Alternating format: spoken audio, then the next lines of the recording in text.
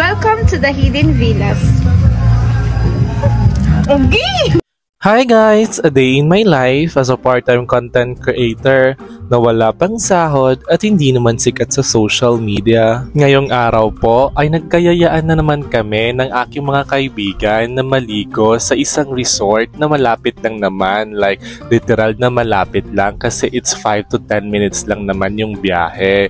Kahit kararating ko lang yan galing sa Tacloban City, dumiretso agad kami dito sa Hidden Villa na matatagpuan sa Barangay Balilit, Dagami, Leyte. This is actually my first time to get here pero yung resort feeling ko kaka-open lang nila siguro around 1 year ago yung nakakalipas if hindi ako nagkakamali. At yung resort nila dito is super affordable lang naman. Yung entrance fee nila, it cost 50 pesos per person. Ito naman yung pinaka-detail ng prices nila.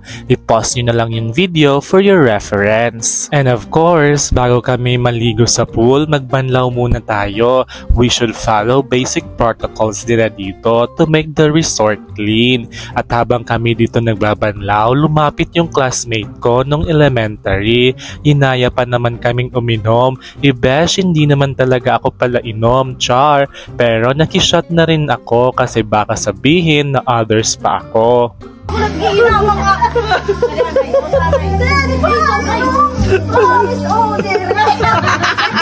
Hoy, inom na! Hoy, inom na, inom! Usala banday, usaman la! Sige na, usalaman! Susumat ko rin lang! Bongga! Nakilala ka ni! Sino ito? Bongga ni ni! Anong tense? Rebense? Oo na. Ang tagal na po yan, na-teacher? Oo. Nakilala na ka no? At kami ay nagutom na. Oo nga pala, dito sa The Hidden Villa, meron silang mga foods na available. Hindi talaga kayo magugutom dito. Pwede naman kayo magdala ng own foods ninyo kung talagang prepare kayo na pumunta dito. Kasi kami, diretsuhan lang talaga ito. Alam nyo naman, kung nakaplano ito, sure ako, drawing yung bagsak nito.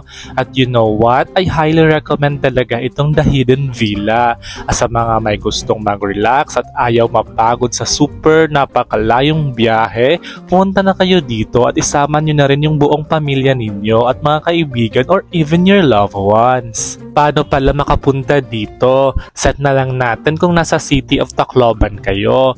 You can just ride a jeepney from Robinson's Marasbaras going to Dagami, Leyte. Sabihin mo lang sa driver na sa eskina going to Balilit ka lang bababa. 50 pesos lang naman yung pamasahe. Tapos maraming mga available na habal-habal if nasa eskina ka na ng Barangay Balilit.